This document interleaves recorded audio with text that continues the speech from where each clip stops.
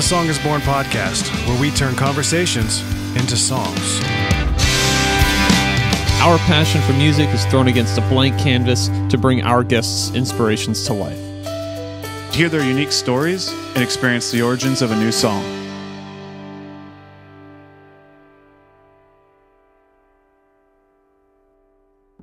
Hey guys, welcome back to episode 7 of A Song is Born podcast. We have a really special guest today. I've been really looking forward to having you on here. It's my brother-in-law, Adam, and Adam's a musician. He's been playing in bands his whole life, and now he's my brother-in-law, so I'm super excited to have him on here. So how you doing, man? What's new with you? Good. I'm stoked to be here. Thanks for having me. I know we've been trying to do this for a little bit, so it's nice to finally make it happen. Yeah, for sure, man. Yeah. So Kyle, you got another musician, huh? Yeah. I got two of them now. I got competition. Yeah. And he's a musician. Yeah, that or we can all collaborate. That's the point of this, is for us to kind of to get together and have a nice little conversation and just talk shop, if you will, and see what we can come up with to inspire us to write a song. So sure, I love it. And you and I were talking about you've got some plans this weekend to go see some bands, and so do I. I'm going to see Rage Against the Machine on Friday at the LeBreton Flats. I'm super stoked about that at the Ottawa Blues Festival. Yeah. And so what bands were you going to see? You might be coming to Ottawa to see National. Yeah. Well, I'm heading to Montreal on Friday to see Alexis on Fire, and then I'm thinking about going to the National for also Ottawa Blues Fest on Sunday. But we'll see how that goes. But I've seen the National now for 4 times or 4 or 5 times. So if I miss it, I won't be super hurt. But COVID's been a long time, so I'm kind of like I'm getting my fill for all like the shows that I've missed over the pandemic. So yeah, you were just in the States not too long ago at a show, weren't you? Yeah, I went to see Bon Iver, or Bon Iver, nice. whatever you want to say. Yeah. Yeah. And I saw Tame Impala in Montreal not too long ago. Yeah, so I'm trying to think if there's anything else. Yeah.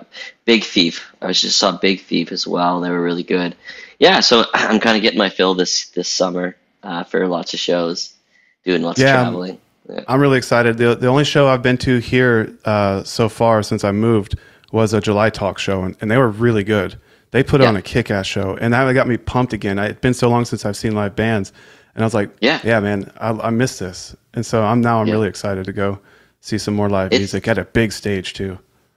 Yeah, and the sound and everything. It's really cool because up to this point, like I've always tried to make a point to go see shows when I can, but so many years, before the pandemic, I've been like touring and playing, most weekends in the summer and, or going on tours and stuff. And so you would miss a lot of the shows that would come through or whatever. And so it's actually nice not to be playing as many shows so I can actually, take in a lot more as a viewer.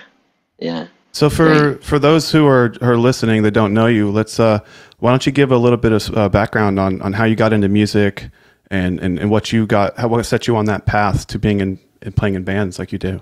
Yeah, I mean, I'm a short guy. I've always I'm not a big dude, and so I was like put into sports a lot when I was young, and I love playing sports and everything, but I just wasn't as good as the other guys or put as much heart into it.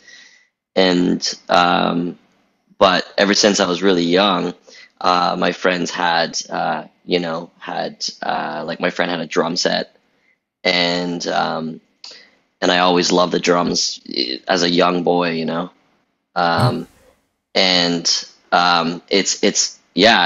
so that kind of, I guess, whenever I realized I wasn't really passionate about sports, as soon as I kind of found something that I was like, oh, this is awesome. I can do this, and I can get lost. And like how I learned how to play drums was basically just putting on headphones like these with songs, and I'd play along to the actual songs, like the full on recordings. I remember the first song I ever learned was Boston, More Than a Feeling. And yeah, so it was kind of and then once I like I bugged my parents to get me a drum set for like 4 or 5 Christmases in a row. And then they just were like, nope, never. They were so dead against it. And then eventually, like, I wouldn't shut up about it. They're like, all right, we'll get him a drum set. And then I just played every day after school for like 2, 3 hours. And Jen would go berserk, my sister. And like, but I just loved it so much that I was just like, okay, this is my thing. You know what I mean? Like, I was like that, like, I've got this, you know what I mean? When you know, you know. You know. Yeah. So that's how I started. But yeah. Yeah, it's so funny, like being or being drawn to drums is probably every family's worst nightmare for a kid. Totally. It was the same for us. We had drums when we were kids. And it was annoying to the parents. I lucked out a little bit. My dad wanted to get into electric guitar, and he I guess made an excuse for him to get me a drum set so that he had a reason to get into guitar. And then we kind of played a little bit together for a little while. Mm-hmm. But I think that they realized that they had made a mistake when, all the ruckus was just constantly coming from that room all the time. And then, totally. the advent of electric drums was definitely appealing to them at some point. So they tried to lure me to that side for a bit, but it used to be a total pass up the shells. It used to be a total bummer to play electric drums, but now, like, just with being able to connect to a computer and use the, these amazing libraries of real drum samples. I mean, it's come such a long way. But back in the day, just hitting a rubber pad and just you weren't hearing anything good, But now it's just immensely better, For a while there, we actually played with electric drums live, and it was nice because you didn't have the stage volume. So you could play a full-on rock show at like a reasonable, decibel level, and people loved it because they could still talk to each other. But at the end of the day, man, dynamics just don't feel the same, and so both switched back over to the acoustic and never looked back because, man, it's so much better once you get it dialed in. Yeah, but even like early days with the just the straight up rubber pads, like it wasn't necessary for me about like duplicating that experience of playing on an acoustic set, but all the sounds that it opened up for you to have fun with and just mess around with it, you use it as like a different tool almost. Before the days of like acoustic electric conversions and stuff like that. You could do percussion and now, triggering, but Yeah, it kind of made me a really better drummer actually to play on electric kit for a while, because I was in this band called Bloom, actually, funny enough, and it was electronic pop band. BLEUM, and though, right? We started off, BLE, yeah, exactly, and and that band I was heavily touring with. We were playing all the festivals and a lot of electronic music festivals. So we were like, well, all of a sudden they're like, well, we can't do a drum set, so you have to play like, something you can put in your book bag, And so with those drum pads, how we did it was each song was a different sample, like programmed to the actual recording of the song. So each song was a different drum sound. But with that, you have to be super tight because when you're hitting the pad, it's not like you can be loose on a hi-hat, right? Or like do like ghost notes, you know what I mean? You have to be more like instead of like, Yep. So it actually kind of, and I was playing to a click because it was a lot of backing tracks in the electronic stuff. So all of a sudden you're having the click and it's like, and you have to play with that click. So it actually got me really, really tight when I started playing drums, like real drums again, because you're forced to be like, okay, I can't be loosey goosey here. I have to be right on. Yep. Yeah. So cool. Playing to click tracks and recording, like when you get a lot of experience recording, it simply makes you a tighter drummer. Yeah. I know we noticed that with Brad when he was in our band. We did a lot of recording, and he just got so tight. And I remember thinking, man, that's the key, man. Just recording, knowing when you're going to play it back and you're going to hear your mistake, and you can't get away with it. Like you're going to know when you screw up. It really disciplines you to be on time and to do a good job, and it makes everyone a better musician, I think. Totally. Yeah. Couldn't agree more. So so you were in bands. So at what age did you start playing in bands? Was it high school, middle school? High school, yeah, middle Yeah. school, like I feel like grade 7 or 8 was like my first band Hmm. with some of my best friends, and but yeah, it was like really high school when I started to kind of play shows, I guess, the Legions and stuff like that. We played a couple, like maybe like some parental. I remember doing quite a few like parental bar shows. Like you'd have to go with your parents, they would have to take you. I remember doing a few of those in like grade 11 and 12. Um, but yeah, and then it was just like once I was in college and like once I was out of high school and everything, that's whenever it was like, okay, playing bars and then all of a sudden starting to book clubs and do tours and stuff. And yeah, then it was really like my entire 20s was that. It's just, yeah, like playing show. It was awesome. Yeah. But yeah, I would say like, yeah, it was like, I want to say grade 8. I think it was my first band. So, Yeah. Nice, man. yeah. Yeah. So so you have some shows coming up soon. You'll be playing some shows here soon, right? Yeah, yeah. Playing a festival called Future Forest, which is an electronic festival that happens in New Brunswick. And it's becoming quite the, like, I don't know if you guys ever heard of Shambhala, which is in BC. It's a huge electronic music festival that gets like Skrillex has played. Like they get all the big headliners, right? So this is sort of the East Coast version of it. So they get everyone all over the Maritimes there. They get 4,000 or 5,000 people that show up to this festival, and they'll bring in huge international headliners too and stuff. I mean, not to the scale as Shambhala in BC, but it's really like they still get a lot of really cool up and coming kind of headliners and stuff. So doing that with my brand new project called Today Junior, that love to show you guys some of that stuff. And Yeah, man. yeah, so that it's my first actual show with that project, and we're playing the main stage, and it's pretty wild. Yeah. Are you doing electronic drums in this one too, like yeah. you did in Bloom? No, full on real kit, but I'm singing real in this kit. one actually. So Oh, yeah, awesome. I'm singing. Then my buddy Dan's Oh, hell playing yeah. the kit. Yeah, and then I have my roommate Nick playing guitar. Yep. Yeah, so yeah, it'll be really good. Because that, like I said, that festival is it's mostly DJs, right? Like pretty much all. We're like Right. the only band that day or something like that playing. So So yeah, it's here's cool. a two-parter But- question for you: is so what kind of music, if you guys were to record with that project, what kind of music would you guys do? Well, yeah, I mean, the thing is I've got like an album done. Well, not done, but I have like an album that's basically like we'll call the demos. Like I'm gonna do the vocals again and do some of the different stuff, but it's like I don't know. It's really it's the first time ever that I've been in a band that I can't pinpoint what it sounds like. It's like a mixture of like indie rock with electro pop, like R&B, like dance music, salsa, kind of like it's all over the place. It's really cool. A lot of like 80s synth pop, like Stranger Things type vibes, It sounds like trying to Sounds really cool. describe the genre of our podcast. Yeah, no, really, it's all over the map, and that's why we're playing this electronic festival because it's got a lot of those elements to it, right? Yeah, but I'm stoked to show you guys. I think you'll dig it. Oh It's- yeah, it's I can't wait to hear it. cool. Yeah, Yeah. yeah. So as you know that Yeah. this whole podcast, the whole point of this is for us to to kind of figure out what inspires you and use that to write a song.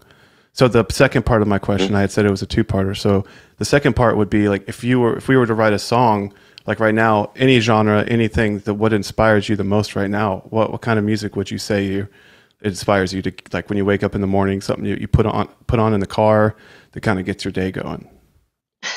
It's weird because it always changes. Same. I've always been really drawn to melodic, like emotional music. Like music that has a lot of like minor chords, a lot of like, I grew up listening to punk music, so I kind of went into punk rock, into like the emo kind of phase. Like We've all been there. aggressive. Yeah, yeah. So, yeah, and but from that, it's gone to like indie rock to like kind of electronic. So it's like, I think kind of what inspires me would be, something like, electronically influenced with like emotionally kind of minor chords, So like I when could you even sing when on you it too, yeah, the There's a first lot of the sorry. first thing that popped in my head, and it might not be right on par, but like something like a Jimmy Eat World, because they had a lot of electronic stuff in their music too. Yeah, I like Jimmy Eat World for sure. Yeah, yeah, yeah. And it's one of those things too where I kind of like, a lot of it will come into the because I'm a songwriter, a lot of it comes into the vocals and stuff. So I could probably, throw you some bars, and then that might kind of, you know. But yeah, I mean, just sort of any minor chords, like yeah, like sort of stuff like that, make So it sort of like really a emotional, melancholy, melodic. emotional. Okay. Yeah. All hmm right. Yeah. Yeah, if that makes any sense. I don't know. So For some reason, I'm thinking in my head a little bit about. I don't know if you've ever heard of the band Broken Bells. Yeah, yeah. So Broken Bells would be the It's guy a little bit from. more of like the pop, kind of approach to that, but they use a lot of electronic. Yeah, the guy from the Shins, so James Mercer, Yeah. and I forget who else is in it, but they've got some like kind of dancey beats and more electronic like punch to a lot of their music too. So Yeah. I don't know, kind of You could marrying check something out. like that with more of the punk rock too. That would be kind of Yeah. neat. Well, you could check out LCD Sound System Oh if you yeah, guys ever heard of that. yep. yeah, or Mute And Math is another good one. yeah. So Have you seen Mute yeah, Math? yeah. I've seen Me Math. Yeah. Yeah. But not really that kind of style. Like it's more like I would say a better kind of to kind of like put it in the right way would be something more like melodic-y, like so something more like, oh gosh, okay, well Bon Iver, for example, like that would be perfect. Sort of that's like a lot of electronic elements, very emotional, minor chords, like that sort of thing. Really beautiful, lush guitars and synths and stuff, and that would be actually a perfect example to kind of Okay, I'll have to check maybe that out. go I for. don't think I've listened Yeah, to that music before. yeah, You might yeah, know a few songs if you heard them, I think, but yeah, yeah. Yeah, a lot of this stuff I is have, very new to me, like totally outside of my wheelhouse. So that's what I like. Yeah, I have New a stuff. whole Yeah. terabyte hard drive full of like sampled, electronic drums and just one shot samples and all kinds of instrument sounds that I hardly ever get to use because they don't fit the rock genre that we usually stick with. So I'm excited to think outside the box for this type of project. Yeah. Well, it'll be good you're all saying that, so it'd be kind of cool because you get to dive into something that you're not, which is really cool thing about this podcast is, the songs that you showed me, Kyle, everything's got a different kind of vibe to it, and that's really cool. I think that's really unique. Yeah. So what's your like favorite part about playing and touring, and what kind of inspires you to do that, get started with that, and what have you had any like stumbling blocks along the way, and any like you were just in the moment and it was just an amazing experience for you that you could share with us, maybe kind of drive a Yeah. little bit of the storytelling here. Yeah. Well, I always loved performing live. I think that's probably the primary thing, but I love touring. I loved doing that when I loved getting in the van. And it's sort of like, we'd all be working, shitty jobs, just to cover our ass when we weren't playing. And I remember the really cool, this really cool moment, where that first day that first morning you get up everyone's got their bags packed, and you all get in the van, and then you sort of get on the highway, and then that first drive on the highway, it's like no more job, no more like girlfriend at home, no more kids or whatever. Like if you have kids or, you know, it was just like everything was just behind you every mile that you would go down the road. It was just more and more of that. And then it was just like you're kind of like, well, this is just my life now for the next little while. Even if it was only like a 3-week tour or a month tour and you knew that it was ending soon, it still felt like this is my life. You know, like there's just something about being on the road, being nomadic, going to those different cities, playing to different people every night. And then to also your point, like, you know, playing some really cool shows, getting to be part of some really cool festivals, getting to be a part of a moment for somebody, you know. And a lot of the times for myself, and we've noticed that for when we were playing a lot too, excuse me, you get it, the best people will be the ones that are seeing you for the first time, because it's a moment that they're having. They're like, if you move somebody, that's a moment, you know? So I always loved having those moments with new people. I loved touring so much. That was like the funnest part. I mean, it was very unhealthy, but I loved that part of it. I totally know the feeling, because you can play the same song 100 times and it feels so stale, but to a new audience, you get to experience that through them, and it completely invigorates the song again and brings it back to life, and it becomes exciting again. So I could totally get behind that. Yeah. And like you never know, like you just may happen across someone at a certain point in their life that at that moment that you're playing that song or that show, you know, it just those two moments colliding, two people colliding and you're traveling around someone that you would never come across otherwise. And then it's just you creating that special moment and that story for them. Like that's going to be with them forever. And, you know, a blip for you, but a huge moment for them, and so on. Yeah. And there was moments too, like I think of that my personal life. Like I remember when I was in college going to shows at the local bar in my town. There are these bands that would be traveling from all over coming through, you know, and you're just like, I'm going to go to the bar tonight, get a drink, you know, see what's playing. And you wouldn't even know that there's this like amazing band that's about to change your life, really, you know, and that happens so many times in so many shows. So whenever you get to go on the other side of that and start doing that and playing for people, and you feel that moment, it's just like it just reaffirms, reassures you that you're at that moment you're doing the right thing, you know. You know, I've heard a lot of people in like interviews and stuff, when they finally make it, you know, there's a certain struggle that they have, you know, trying to live up to the expectations of the success that they've had previously. But a lot of them, if you ask them, like, what was the best time in your life? And it was like the starving artist. That it's that time frame where that's where they were the most passionate about what they were doing. They weren't making anything for money, and they were constantly struggling, but they were living their dream. And like, there's like that sweet spot that they wish that they could go back to, because they had so much more to pull from, you know, experiencing that struggle. And songwriting, everything just came to them so much quicker.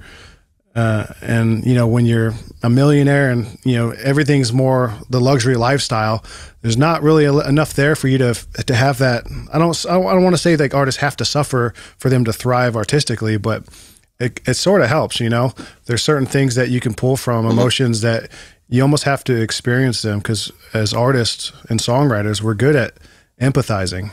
You know, we can pull from experiences and put ourselves in other people's shoes, and that's a powerful you know, almost like radio signal that we can tune into when we trigger and create the songs that we do. But there's that certain sweet spot where it kind of makes me think that be in that struggling spot. Yeah. It kind of makes me wonder how much of it is related to like making a bunch of money or not making money, and how much of it is the size of your crowd. Because I always found that I always enjoyed the shows with the smaller crowds, the more intimate experience with the people, than I liked the shows where we had hundreds of people, you know, cheering and dancing. And so I think when you're a struggling musician, you have those intimate experiences with people. You really truly like are vulnerable with them and show your emotions and your music with them. Whereas with a big crowd, you have all these bright lights and you don't see anything or see anyone. I wonder if you kind of lose a bit of that experience when it's just such a huge crowd, you know? Well, it's ego too. There's a lot of I don't think anyone, well, I'm sure there's some, but no one starts, as a teenager or a young guy, girl or guy, and picking up an instrument and being like, I'm gonna be rich. You know what I mean? It's just, I don't think anyone's just right away. That's the first thing when they're they pick it up because they're passionate about the music.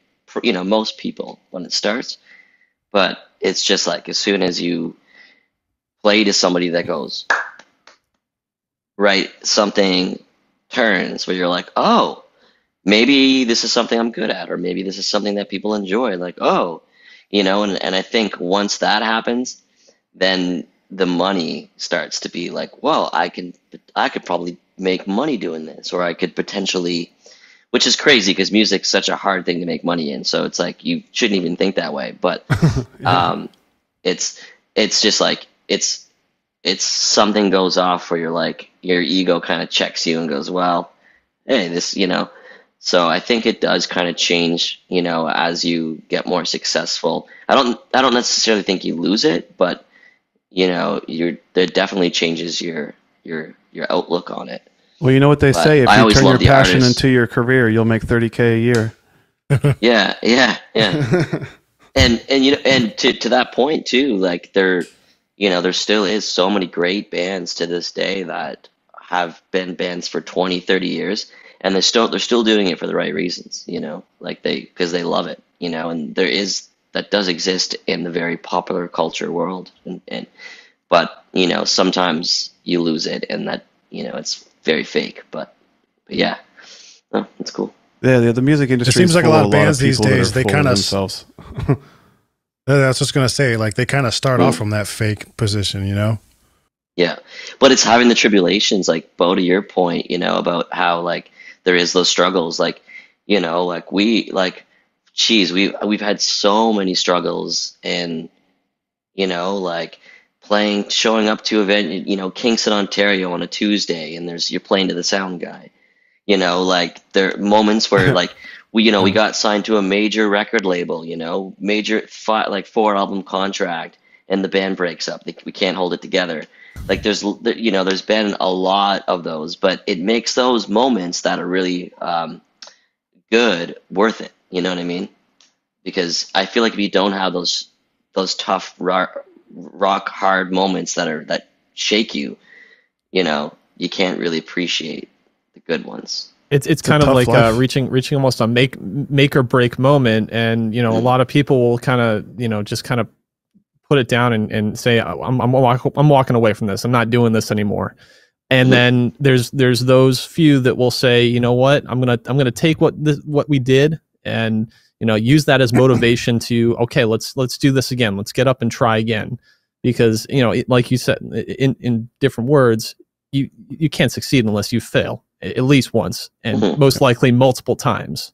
Yeah, and then keep pushing through that. Yeah. That reminds me of the movie Rockstar with Mark Wahlberg.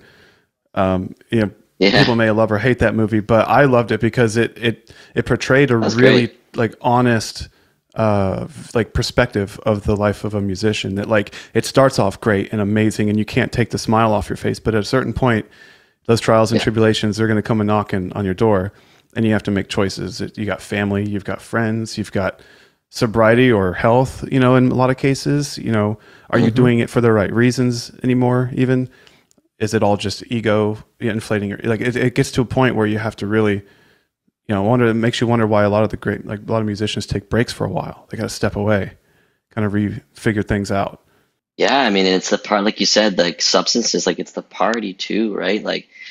A lot of the times you go and there's free, there's free drinks, and, and it's easy and then, you're nervous. A lot of those crazy rock stars, they've got a lot of underlying mental health issues, that are, whether it's a rough childhood or whatever, and then all of a sudden they're on the stage and they're, there's free drugs and booze and, and it's just that, oof, that's a ticking time bomb, right? So for sure, it's It's good to take breaks and stuff. Yeah, for sure. Hmm. So to pull this all together, where do you think this concept is going? We have like For struggling artists, like maybe achieving the thing you've always wanted, and maybe it's not what you wanted it to be, or should we just make it about just the yeah, build up? well, I think it's like I think it's an interesting question, Gary, because it's like I was just talking about this with a friend where like I feel like music like has kind of helped me in a lot of situations that I necessarily wouldn't have had got out of. Even sometimes it's like music's really helped define a lot of moments in my life that were really tough and really good too. And so I think to the focus of it, it's kind of like, yeah, I think, making sure that we help people that need help. And I think music is a really good tool to do that. So as long as we keep creating good art and something that's passionate and that we're emotionally connected to, someone else will feel that, and then they might help them through a time that they need it, right? Like I needed it. So I think, it's kind of like it's almost spiritual. It's really like it's a Rock music that therapy. is a journey. Yeah, and it's a journey in your lifetime, and it goes through the ebbs and flows, and and so yeah, I just think if we can Music's just tricky, man. It can lead you down a great path, or it can lead you down the wrong path, and you got to like really take the reins and be in control of it. yeah. Yeah, so I think that's a good idea, is just to try to spread the love and push music on other people and help people out. Tell everyone the good and news. and kind of like, we talked about, focusing on money is the absolute wrong reason to get into doing this. And I don't think there's anything better than playing and just seeing everyone have a good time. That is like that's what I seek whenever, whether it's a small bar venue or whatever. That if you see someone, even if it's 3 people there that are just getting up and just having a great time, like you just get so much more back for what you're doing. You feed the energy to each other, because we've had some bad Yeah. shows where people were just like, and everyone might have been really way too drunk or something, and then like we play like that lit song we used to play, and we just start jumping on stage, and everyone like wakes up, and then suddenly they're feeding us again. So now we're not running out of energy; we're getting it back from them. So then it becomes that balance of we feed you the energy, you feed us the energy, and then just everybody just gets high off of that energy. Yeah. I love It's the it. best, man. Music's great. Yeah. Yeah. So then, it's really good too. Go ahead. I was gonna say it's really good too, because there's a lot of like a lot of times when you're going through breakups, or you're going through like tough times, or you're going through moments where you're like, and you have this song. It's kind of like, it's great to smoke weed, have a couple drinks and write a song or whatever, but it's really great whenever you can be completely sober and you're just run on. It's almost like you got a cold. You're run on, like you're sick with emotion, and it's like that. Sometimes that most purest form can bring out, really beautiful things. Yeah. I like that. That's a good way to put it. You're sick with a cold essentially, and then it's the cure. Music's the cure. Mm-hmm. Yeah. Oh man, we've got some Sometimes you gotta say pandemic shit, man. You vibes gotta let it out. Yeah. Make music a mandate. Yeah. Yeah. Go see live shows when you can, for sure, I think. Absolutely. Before they try and take I them need away to get again. out there. Who knows what's going It's to been happen a long next. time since I saw a concert live. Last thing I saw live was Avatar and Baby Yeah. Metal. Which was good though. It's like Right? Oh, it was awesome. early Baby- days for me. Like I missed out on so many concerts that I wish I was at, because I was either focusing on whether it was school or work or something else. And a lot of my friends now just tell me all these stories about these shows that they were at in the prime of their favorite artists, and I'm just like, man, why didn't I go to that show? Why did I do this? It's like, don't miss out on going to see those artists, those bands, big or small. You never know what's going to happen. You never know how that's going to impact your life, and just make that a priority. Yeah, totally. So it's a good time too. Summertime right now. Oof. Outside. Down here. No, Down here. Down here in Florida. Yeah, Bo just had to go It through finally the got hot the other day. Yeah. Too hot. Oh, yeah. It was a really cool show, but I sweat my ass off. Right. Yeah. My honeymoon. There's a really cool. My honeymoon, like the day after we got married, we went to a big festival because some of our favorite bands were playing, and we just got freaking toasted from sunburn, and it pretty much ruined our whole honeymoon. Right. Yeah. I suppose like in those areas, all those festivals would be just scorchers. Yeah. Yeah, some of the Yeah, hottest memories I have in my life are being at shows in the summertime, like the Warped Tour. I remember being at the Warped Tour one one year, and holy You're in a crap. parking lot. Like you almost that's the like worst. want, like you go to go pee in the porta potty and you hang out in there because even though it's hot as hell, it's still in the shade. You know, at least it's out of the sun. Yeah, crazy. All right, sounds like we got some work guys, to do. I think, yeah, I was gonna say like this is definitely one that's like I said, outside of my wheelhouse. So we got some research to do, and Yeah. And it sounds like you're gonna get involved with the song too, Adam, which would be really cool. Yeah. Yeah, I'll try to just send me some music and I'll try to sing some stuff. I got an interface that I can use. Nick can probably help me with it. So no problem. Perfect. Sweet, man. Sweet. Yeah. Right on. Well, we're at the 39 minutes, almost 40. So I think that's a good spot to conclude part one, and then we'll come back here probably at the end of the month and have something for you. So I love it. Thanks again for having coming on me, here, guys. man. This We was fun. appreciate the short notice. I know it was a bit short notice for you, so we really appreciate you putting aside the time and give John Guidry our love. I will. Is there? Do you guys have an email I can send? I'll send you guys some Today Junior songs that I've been working on. I don't know, Kyle, if I showed you any of my stuff yet.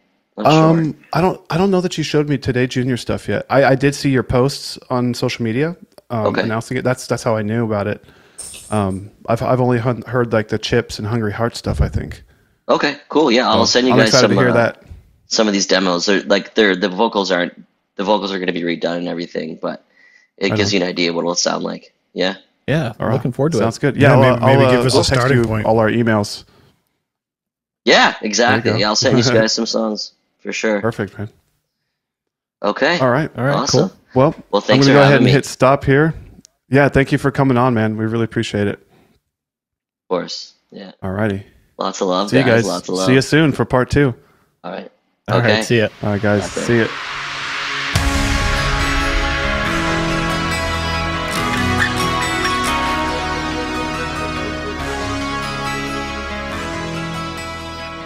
Hi, everyone. Welcome back to episode 7. Now, due to scheduling issues, we weren't able to reconvene for the second part of this episode, but we did put together a pretty cool song and music video for it, which we'll get to. But first, I just wanted to remind everyone that if you did enjoy this episode or this podcast, we really appreciate it if you can like, subscribe, share, and also if anyone knows anyone that would be interested or would be interested in themselves in coming on the podcast, we'd love to hear from you.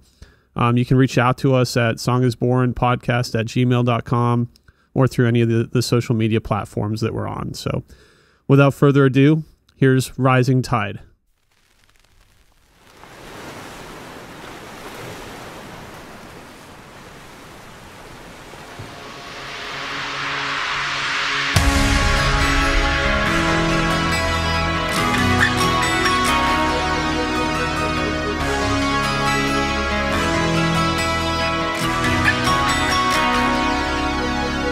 Whoa, I see a path through the rain.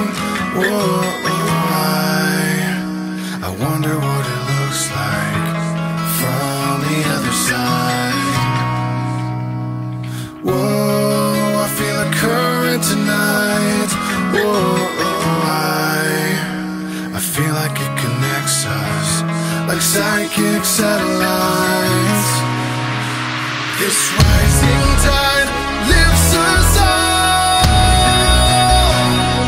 And when we get high, so high, the burden starts to fall. Our emptiness fades to smoke. We can radiate the world with love to fight the vitriol.